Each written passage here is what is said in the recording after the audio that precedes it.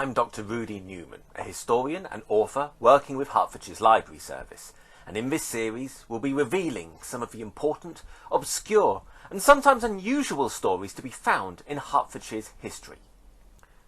The town of Royston lies on Hertfordshire's northern border, only fully becoming part of the county in 1972.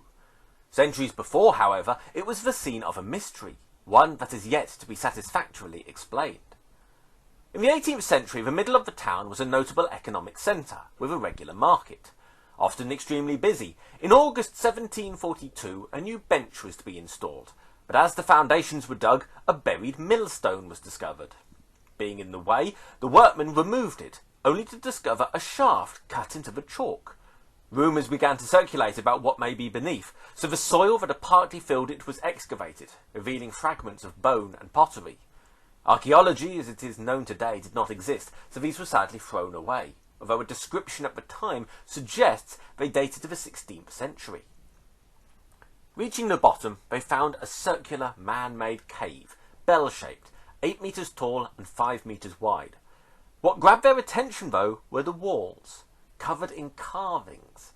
Mostly religious, they could see the crucifixion, St. Christopher, St. Lawrence, St. Catherine and others, many with holes beneath, possibly for lamps or candles. Others are thought to be images of royalty, such as King Richard the Lionheart. Originally, these carvings were all painted, but the colours have now faded. Visitors were keen to see this unusual sight, but with entry only via the vertical shaft, it was far from easy. But with a harsh winter in 1790, local bricklayer Thomas Watson created work for his labourers by having a new passage dug, granting easy access. Watson charged 6p entrance, and visitors flocked to Royston.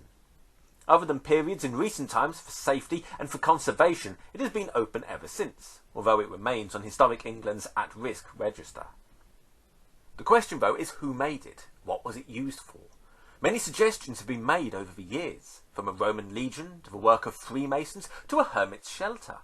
Others have suggested the original cave may have been a Neolithic flint mine, one of Britain's earliest industrial processes, dating from around 4000 BC.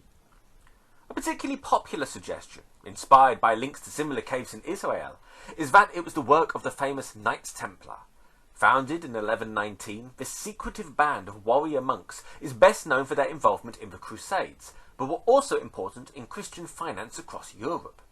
They were disbanded by Pope Clement V in 1312 amid accusations of heresy, with many having been imprisoned or executed as part of the Inquisition.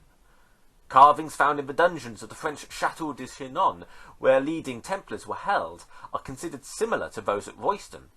There is a specific carving in the cave claimed to depict a Templar symbol.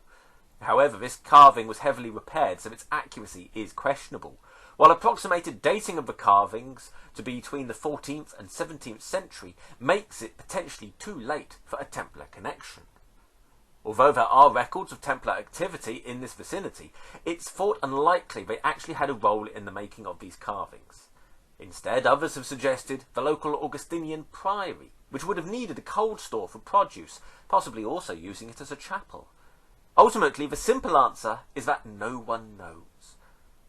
The Royston Cave is a remarkable sight, the long and no doubt difficult work of people now forgotten to history. But maybe part of its appeal is that element of the unknown, for who doesn't enjoy a mystery? If you would like to know more, there is plenty available, and Hertfordshire libraries are a great place to start, with many online resources alongside material in your local library. I hope you enjoyed this episode, and thanks for listening.